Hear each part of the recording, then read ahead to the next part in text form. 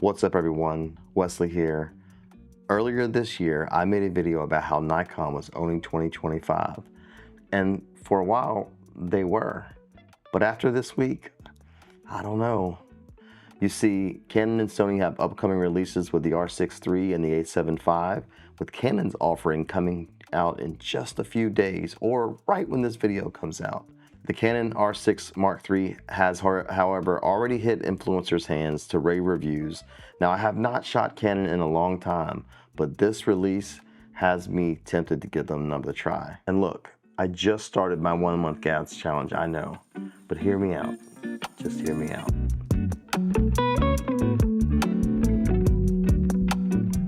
It's week 3 of my 1 camera challenge with the XE5. Notice the quality? Well, I brought back all my studio lights for this one. I wanted to prove that you can get fantastic results from a small kit like the XE5 if you nail lighting and audio. We often lust over new camera releases, but the production value is usually about everything else that surrounds the camera, not the camera itself. Just remember that as I talk about a new camera right now. Just remember that. Oh, goodness. Just don't do what I do. Just don't do what I do. My Boston trip video, which I dropped early, you're welcome, already proved that the XE5 is great for street photography and travel. And even if I don't love the pulsing of the 23mm f2.8, I got pretty good results. The form factor and the flip up screen are winning me over for making small video clips and for street photography. But is my gas cured? Clearly not. Clearly not. But for my last video challenge, I'm going to be wrapping up the XE5 review, and once that month is up, well, I'm free. Free to get down and dirty with the Canon R6iii, and y'all, I'm tempted. I'm tempted. It's not just the gas talking. Well, maybe just a little bit. Maybe it's just a little bit about the gas. I've watched every review from Jared Poland, who I watch very often, to Simon de Entremont, I believe that's how you say it, who I've never watched before, but he's pretty good. Give him a shout out, or go check his channel out if you have a moment after you watch this video. Then I went down the rabbit hole of R6 II versus Z6iii versus A7 IV videos, which the Nikon often edges out the Canon due to video specs, and it blows the Sony out of the way because they're coming out with a new release. But in watching the videos, it wasn't enough. I went down to my local camera store and fully reset their floor model R6 II. I set it up exactly how I would use it, just to see if I could get past one of the major annoyances I have with my Nikon. I talked about this in my Z6iii review and the ZR unboxing, but Nikon's implementation of custom user modes is just dumb. When you switch from photo to video on a Nikon, the settings aren't completely separate. You want aperture priority for photos, but manual for videos on U1. On a Nikon, that's a no. It has to be the same for both video and photo. Why, Nikon? Why? But on Canon, you flip that switch from photo to video and boom, it's a completely different camera. It remembers everything. It's the way it should be. It's like this on Sony, and while Fuji does things a little differently, it's there too. They have 7 custom settings that you could set as anything, but there's not a photo video switch, but it still works great.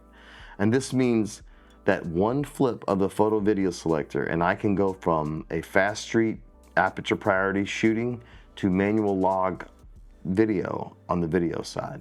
And on my Nikon, if it's manual for U1, it's manual for photo and video on U1. And I don't understand. So I'm gonna do it right now. I'm gonna test it. I'm in manual, switching to video. Please tell me I'm in fucking manual. Come on, Nikon. It's a simple software change. If I want to stay in aperture while I'm in photo and manual while I'm in video, it should retain that information.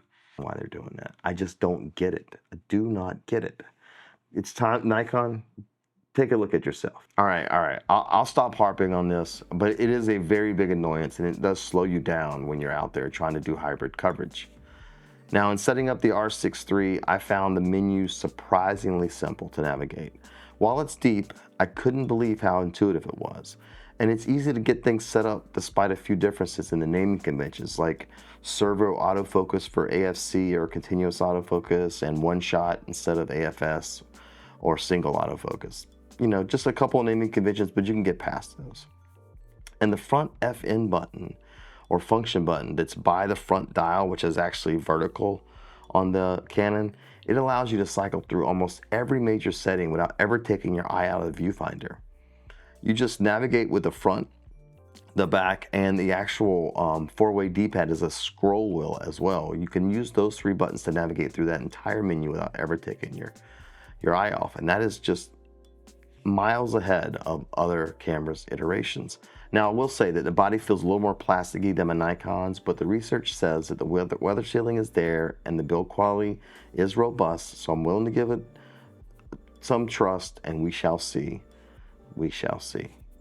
Now, if you've had any negative experiences on the build quality of Canons, drop them in the comments and let me know, though.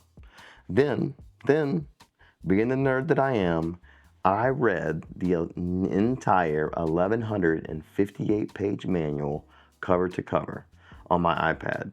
Yeah. I just wanted to know everything there is to know about this camera. Now, I'll go over some quick specs that intrigued me. The first being the 32.5 megapixel sensor, which in my opinion is the absolute sweet spot for me between resolution and clean low light performance. It also adds open gate video, which my Nikons don't do, and full width 4K up to 120, which my Nikons certainly do, but it still does it here on the Canon despite not being a partially stacked sensor like it is on the Nikons. Now, that is a place that I do think that they missed, but the readout speeds tend to be fast enough that the rolling shutter is pretty minimal despite, like I said, not having that stacked sensor or partially stacked sensor and getting that megapixel bump at 32.5 megapixels. And there's also cool features that I haven't seen anywhere else, like an OVF simulation mode, which gives you that bright optical viewfinder style image regardless of your exposure setting. It doesn't show you the final exposure, sure, I get that, but it's a great option for those that want that natural viewing experiences from the DSLR days. Maybe they're coming from a Canon 5D Mark IV and they want something that's going to give them that similar viewing experiences. And then, because it's not just about the camera body, I did a deep dive on the lenses. Yeah, the RF mount absolutely is not as open as Sony, Nikon, and definitely not the L mount Alliance. Shout out to Jared Poland. This is one of my main concerns, but they seem to have exactly what I use: small primes, small zooms, great optics, and pretty affordable prices. Take the 28-70 f2.8 IS STM. Yeah, that's a mouthful. It's weather sealed, it has L series type or like optics, and it's incredibly compact.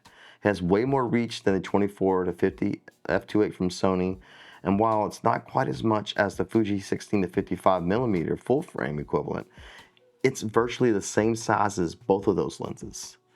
For a full frame lens, that speaks volumes, and it's cheaper than both of those lenses as well. And did they just announce the 45mm f1.2? It's pretty small to be an f1.2. I mean, it's smaller than the f1.4 Nikons. And yeah, you're not getting the S-line quality or L-line quality that you would get on Canon with that, but it's similar to those 35 and 50 f1.4s, but now you're getting f1.2, and it's cheaper than Nikon's 50 and 35 f1.4. That's crazy.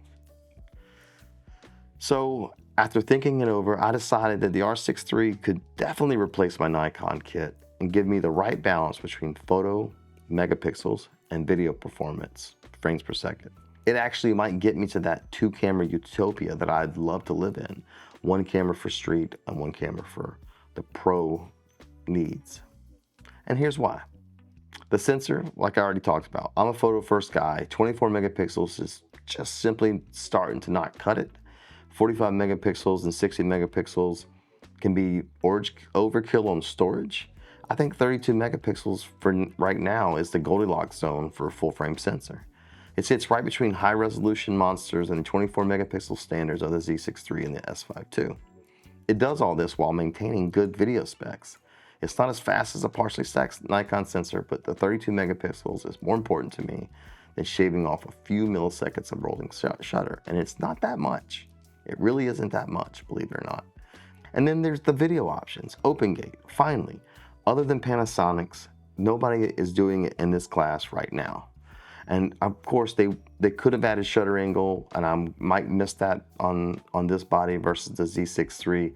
But once I get the user settings, the 3 custom modes set up for 24p, 60p, and 120 in manual, and I'm able to be an aperture, shutter, and manual in video, or in photo rather, it's not gonna matter because I'm gonna have everything on a custom dial, to be honest with you. And I won't really need to worry about the shutter angle.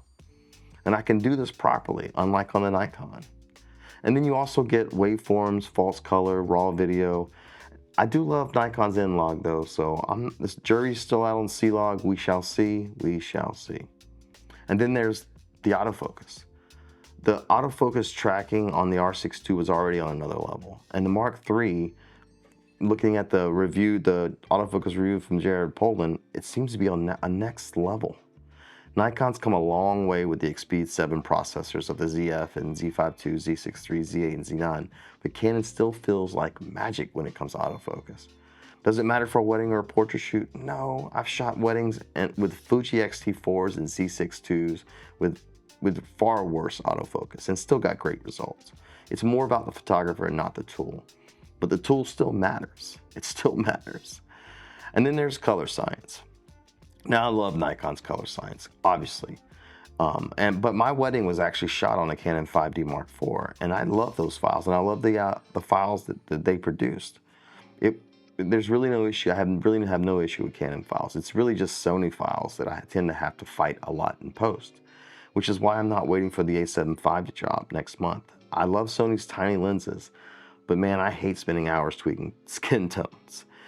I feel like this is going to be the sweet spot between the two. We shall see.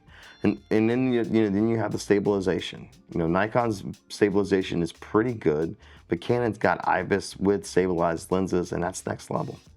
We aren't talking Lumix level stabilization, but for a photo priority camera, Canon takes Nikon, Sony, and especially Fuji to school when it comes to autofocus and it comes to stabilization. Now the other things that matter, let's talk about those. Lens size and weight is a big one for me. Canon has focal lengths that I want, stabilized, compact, weather-resistant designs that like the 28-70. Plus we get things like pre-capture, which I occasionally use. We get recording to both slots for video. Nikon, I'm talking to you. You should be recording to both slots. And we also get Japanese manufacturing.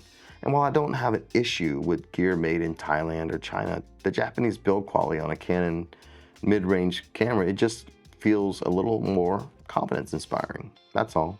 Now, I'm not gonna lie, y'all, this is the first time in years that I've been excited about a Canon camera.